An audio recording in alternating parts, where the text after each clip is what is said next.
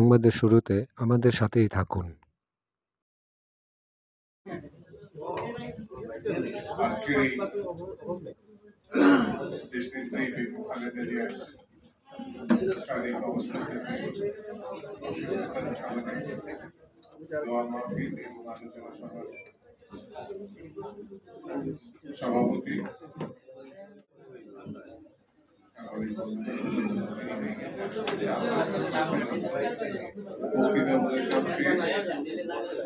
ইফতারি করার জন্য আমি আসার পরে আমি বুঝতে পারলাম আমি নিজেও আয়োজন করেছি।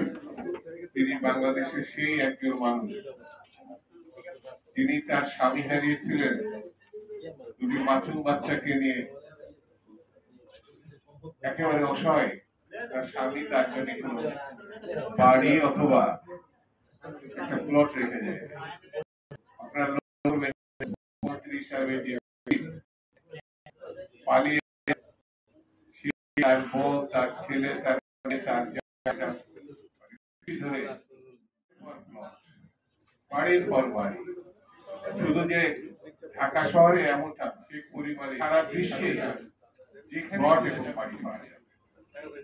এই মহিলাটি দেশনেত্রী বেগম খালেদা জিয়া সম্বন্ধে এবং তার পরিবার সম্বন্ধে, তার সন্তান সম্বন্ধে,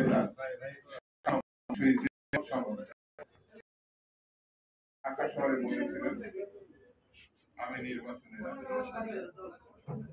একটি বেঈমান আর একটি দেশপ্রেমিক, এটি হচ্ছে একজন দেশপ্রেমিক বেগম খালেদা আর একটা জাতীয় বেঈমান। এই পার্থক্য বিষয় দেওয়া বেগম খালেদা জিয়া এবং তারেক রহমানের জনগণের দল। এই দলকে যারা ভয় পায় তারাই নির্বাচন আর নেতৃত্ব দিয়ে বাংলাদেশকে রক্ষা করতে বাধা সৃষ্টি করছে, তারাই জাতীয় সংসদে নির্বাচন নানা সূত্র যে তৈরি